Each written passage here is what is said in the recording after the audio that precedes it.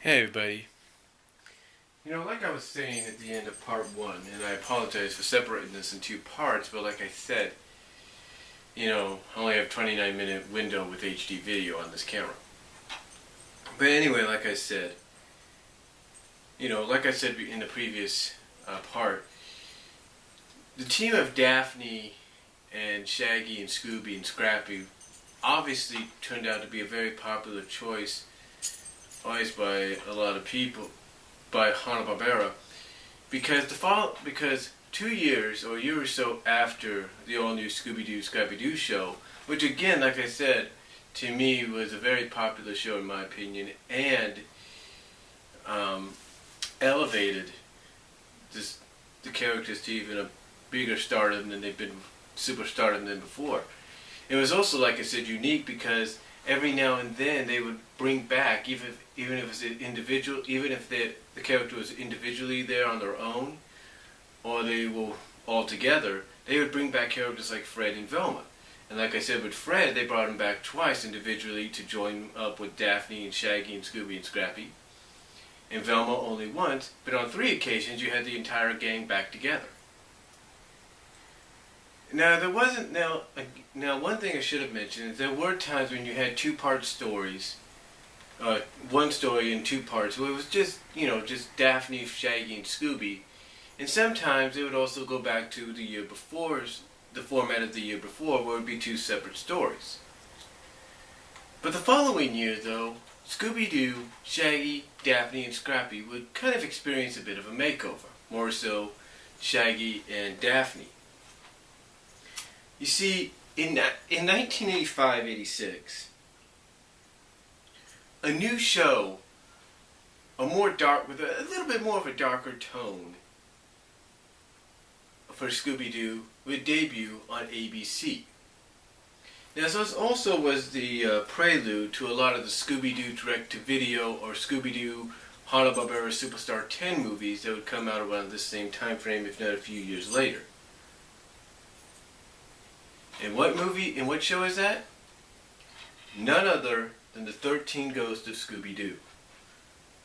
Now, this was the first time that it wasn't known as Scooby-Doo, and Scooby's name wasn't the first thing on top. You had the old new Scooby-Doo, Scrappy-Doo show, you had the new Scooby-Doo movies, but it was not the first time. But this was the first time that it was the first time, however, that something was totally different.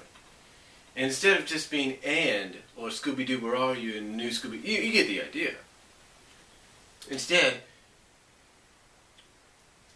it was the first time that you get an idea of what was to come. Basically, the 13 Ghosts of Scooby-Doo, like I said, was a darker, more kind of like a prelude, like I said, to what you would see with the Superstar 10 series. Now, what was unique about this? Again, like I said, is characters like Daphne and Shaggy got complete makeovers. Now, for anybody that saw the movies that came out afterwards, like the Boo Brothers and Ghoul School and the Reluctant Werewolf, you would pretty much have an idea what Shaggy's design is, right? Red shirt, the red shirt replacing the green shirt, and blue jeans, or blue overall, blue jeans replacing the brown jeans. Now you might say, well, okay, that's typical for Shaggy, but what's this got to do with Daphne? Well, Daphne experienced a complete makeover as well. For years, Daphne had been traditionally known for the headband and the scarf, the dress, and all that, right? Well, Daphne would go completely with a new makeover. Her hair would be more fully out, kind of like this, kind of like almost a Debbie, that's her name from Speed Buggy, the lead female in Speed Buggy, Debbie-style hairdo. She'd have overalls, kind of like April O'Neil, but instead, I think they would cover pink. They were the color pink. So she was completely made over. It was Daphne. It was Daphne, no doubt about that, but she had a completely new look. The reason for it, from what I understand, was to kind of be more updated now, to be more with the times back then, back in the mid-'80s. You couldn't just have Daphne the same way she was. And since this was a different vibe and a different direction they were going in, they wanted to give them a different look. Another unique perspective about this is you also had the introduction of two new characters. One character would join Shaggy, Scooby, and Daphne and Scrappy on their journey. This character was Flim Flam. He was a little con artist. Some kind of a little con artist that also had a few unique tricks up his sleeve. Then they were basically, as well as they were mentored, if you will, if not associated and advised by Vincent Van Gogh, voiced none other by the late Vincent Price. Now the plot about this, and this was probably the only Scooby-Doo show that's done this until recently, is that every episode, the Mystery Inc. gang would go either in the Mystery Inc. plane or the new revamped Mystery Inc. van, if you will, to try to search for the 13 ghosts that Scooby and Shaggy had accidentally let out of a demon chest. Now, this would take them all over the world, no doubt about it, where they would have to capture a ghost, put them in the chest, and then continue on. Sure, they'd have a break now and then, but they had to keep doing it and doing it and doing it and doing it and doing it. They did have some funny episodes, some unique episodes, there was no doubt about it. One of the funny episodes that I like to think of is when Vincent Van Gogh moves in with them, because his castle's being refurnished. And a few others are out there too. The very first one, as a matter of fact, where they meet Flim Flam, was kind of a unique perspective as well, because it features the only transformation, if you will, if you're a cartoon transformation fan or fan of female characters transforming into different creatures. It was the first time ever that this only happened. Basically, they were in, I think it was Transylvania, and Daphne had a drink of this wolfsbane juice, and along with the village people was turning into a werewolf, and basically being the werewolf creature, she embraced it, not knowing what she was doing. And then, I mentioned Flim Flam earlier, him with his wow juice, or whatever it was, splashes it on Daphne and she returns to normal. So, that was a unique thing there too. But again, it was all about, the main plot was capturing the 13 ghosts. The only problem with the 13 Ghosts of Scooby-Doo, though, was it unfortunately hit a snag. And that snag was it was left on a cliffhanger. There have been many shows, more notably like Sonic the Hedgehog Sat AM, that you think would continue on, but they get left on a cliffhanger. The cliffhanger being that they never found the 13 ghosts and ended the entire series on a clear note. That was the unfortunate thing. And people do sometimes talk about it, but kind of like let it be, because they're thinking, well, they got most of the ghosts, what are you going to do? But again, it was a darker tone and a different kind of vibe for Scooby. And like I said, it was sort of giving you a sneak peek as to what was to come when it came to the Superstar 10 series. The Superstar 10 series, which kept the new revamped look for Shaggy, the red shirt and the blue jeans, like I said, it kind of got its start here because he would keep the style in those three movies. Like I said, Boo Brothers, Ghoul School, and Reluctant Werewolf. But during those appearances, there was another Scooby-Doo show that came out 2 years later. This new Scooby-Doo show was A Pup Named Scooby-Doo. And A Pup Named Scooby-Doo was basically to capitalize on the popularity of all the Hanna-Barbera characters at that time, including which I guess you can give credit to Jim Henson with, because he started it with the Muppets, by having all the characters reduced or kind of de-aged back to their young preteen or teenage days, or teenage years. In this case of Mystery Inc., the preteen days. And A Pup Named Scooby-Doo ran for several seasons, and it was very popular, because you got to see the Mystery Inc. gang in almost a modern, kind of like a Coolsville Well, you got introduced first of all to the city they lived in, which was Coolsville, which has been established later on. But here was the thing. What made it popular was not only was it set in was not only what a place they lived at now given an actual name, but the setting was almost kind of like half 80s, half 50s, if you will, half 80s and 50s. But again, getting back, another thing that made it popular was its Tex Avery-like style of animation. The way the characters would overreact when they would see a monster. Another thing as well was it was kind of interactive. It would allow the viewer to actually be part of it. If you know what I mean. They would actually ask the viewer if they'd seen anything. Which was kind of weird. Which was, well, not weird, but kind of new for Scooby-Doo at that time. But its over-the-top animation, antics, and all that really made it popular amongst fans. And gave you an idea of exactly what was going, gave you an idea of the fact that they did solve mysteries even before the originalities, before, you know, they became the grown teens of high school and all that, if you know what I mean. I'm trying to word myself here correctly, folks. But again, it was very popular and very funny. It also introduced a lot out of Scooby's family, as well as some of the owners and relatives. In fact, one character I forgot to mention in the all-new Scooby-Doo Scrappy-Doo show that was introduced, in fact there were several. You had the parents of Scooby-Doo, as well as Shaggy's parents and relatives introduced, as well as you had the cousins. You had Whoopsie-Doo introduced, you had Dixie-Doo introduced, you had Dooby-Dooby-Doo introduced. You know, everything, just in a more of an expansion on Scooby's family, as well as a bit of Shaggy's family, and you also got to meet Daphne's parents as well back then. But getting back on point, you got to see him here in this pup named Scooby-Doo as well. As again, you got to see all the other Scooby relatives and cousins and all that. Now, A Pup Named Scooby-Doo would be the last one ever. Would be the last Scooby-Doo show ever for quite some time. But during that time, like I said, he had some movies that came out. Throughout the 80s, the Superstar 10 series produced 3 Scooby-Doo movies. Boo Brothers, Reluctant Werewolf, and Ghoul School. Reluctant Werewolf was actually the last one.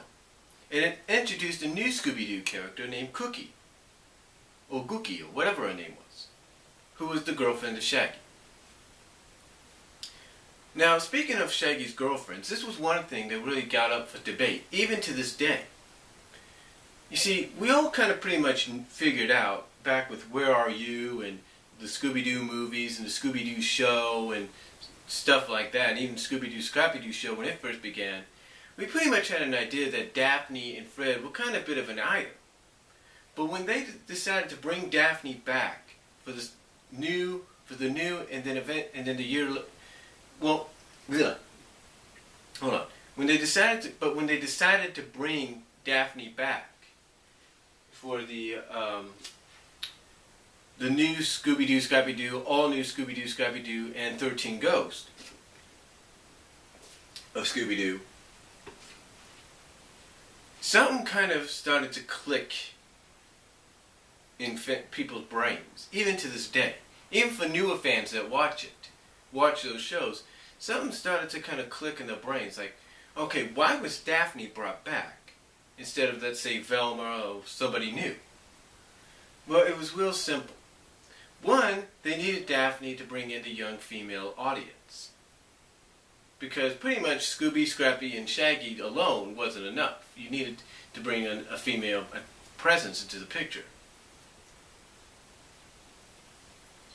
Another thing as well wasn't just the fact that she was brought in to give a female presence to the show. She was also brought in mainly also due to the fact that she was more popular than Fred and Velma. Another thing as well is when she was brought back, it kind of started something that even to this day, like I said, if you're a new viewer and you're watching these shows, you pretty much ask yourself, you pretty much ask yourself, what's with her and Shaggy kind of being close together? If you take a look at the 11-minute short from the first season of the new or all-new Scooby-Doo Scrappy-Doo show, there's an 11-minute short called No Thanks, Masked Manx. And you see her and Shaggy dancing together at a masquerade ball, which is being hosted by her parents. Which also she introduces, well, not only introduces them to, or I guess she does introduce Shaggy, or reintroduces Shaggy and Scooby to in that episode. If you know what I mean. And again, this pretty much was up for debate. And then in 13 Ghosts of Scooby-Doo, after she's restored to normal from being a werewolf, she hugs Shaggy and he hugs her back in an almost inaffectionate way. And then there's another clue that she lives in the same house as they do. So it makes you wonder, unless she was staying the night or something, we don't know. But the thing is, this was put up for debate for the past for many years. And even is up for debate even today. But we'll get into that later on. We'll get more into that later on. As the years went on, Scooby and Shaggy would reappear in several other things. They would appear in Arabian Nights, as well as a few other things here and there.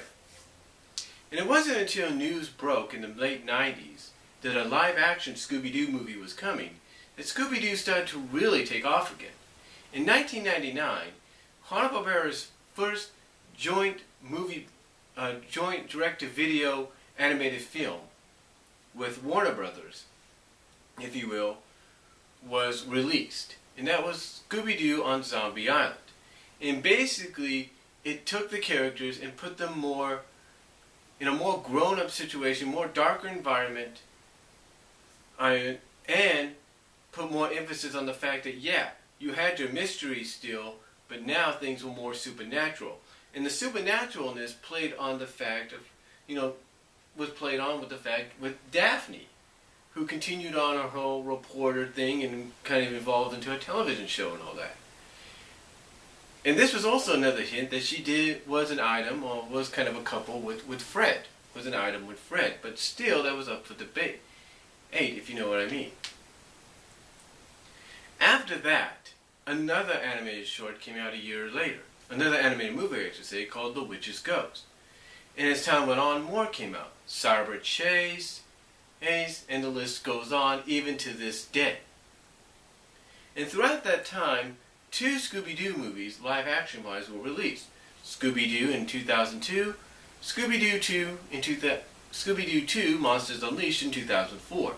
Both were big hits. Both were actually surprising hits to a lot of people, despite were actually financial and surprised hits to a lot of people. I should know, I went to go see them both in theaters. But again, during that time you had all these direct-to-video animated films coming out. As well as you had some new shows coming out. Around 2002, or something like that, you had, I think it was around the early 2000s mainly, but 2002, you had What's New Scooby-Doo, which lasted for a few seasons, spawned off into several specials as well, like the Christmas special, Halloween, and the more recent newer one, Valentine's Day, and the more recent newer one, Spooky Games. And again, it continued on. But here was the unique perspective as we got later on into the Scooby-Doo animated films during this time as well. At first, we were kind of, got the post Scooby-Doo adult kind of looks and all that, if you know what I mean. Not traditionally what they used to be. And it wasn't until Cyber Chase and a little afterwards, I can't think of the movie right now. I think it may have been Monster of Mexico or something like that, I'm not really sure, that they actually got back to the original style. They got back to the original style, which a lot of fans were happy to see. And that has continued on, like I said, to this day.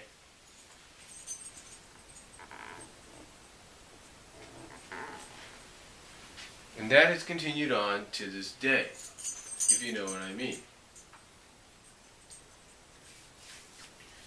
Now, again, like I said, throughout all this, you had several Scooby-Doo shows, like What's New Scooby-Doo, make their debut on television.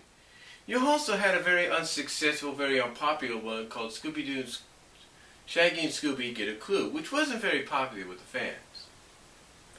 And then it would be another few years, and then throughout that you would have some direct-to-television and DVD live-action films. Sort of like preludes to how Mystery Inc. came about, which both premiered on Cartoon Network.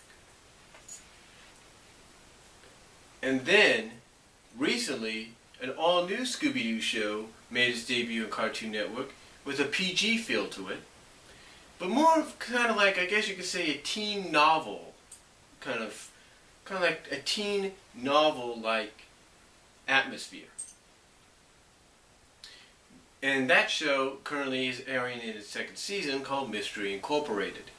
And the reason it has a bit of a teen novel situation is because everything is gone by book. Like book 1 or chapter 1. It's like a book. Like the first season's the first book. Second season's the second book. And so on. It also established something else. It did establish that Daphne and Fred are an item. And also established that Shaggy and Velma are an item. And also established later on in this second season that perhaps Scooby might have somebody as well. Now, Mystery Incorporated is kind of like up in the air. It's kind of like a 50-50 thing with the fans. Some fans like it and some fans don't. The fans that don't like it is because they feel it's not a good portrayal. It kind of betrays the originality of Scooby-Doo in Mystery Inc. Others like it because it's different and it's unique. It gives us a different perspective and draws in a newer generation, a newer audience, and an older audience, if you know what I mean. And it's more depth. It's got more realistic. It's got more of that kind of, like I say, teen novelization that you want. Twilight atmosphere, if you will. Overall, for the past 40 plus years, so overall, you know, before I get into 40 plus years, overall Scooby-Doo has really, Mystery Incorporated I should say, is right now is the most talked about one they have. So it's the most talked about series there is. Because it's debated whether or not it's whether it's a bad portrayal or a good portrayal. A good addition or a bad addition to the Scooby-Doo franchise. And also recently this year we had, like I said earlier, the release of Scooby-Doo Spooky Games on DVD as well as on Comcast On Demand. And we also got word, as I mentioned in another video previously, that Scooby-Doo will be getting another animated film real soon, co-produced by Warner Brothers, Hanna-Barbera, and WWE. It's basically, I think it's entitled Scooby-Doo I think it's going to be entitled Scooby-Doo Goes WrestleMania or something. So, that's what's coming as well. As far as the whole Daphne-Fred situation, again, right now in Mystery Incorporated, it is established that they are kind of an item, if you will. Same with Shaggy and Velma. But still, even that is still debated. Even with that, it's still debated, who should Daphne really be with in the continuity if fans had their way? Should it be Fred or should it be Shaggy? There's one fan that actually did a fan vid on Daphne and Shaggy being an item. So, but overall, for the past 40 plus years, Scooby-Doo has really given us a lot to laugh about, enjoy, and just take in as fans for his legacy. And we can only hope for another 40 plus years more of Scooby-Doo goodness. And that's all I'm going to say on this two-part first ever HD edition of the Cartoon Flashback, looking at the Scooby-Doo franchise. Comment and video response down below if you like.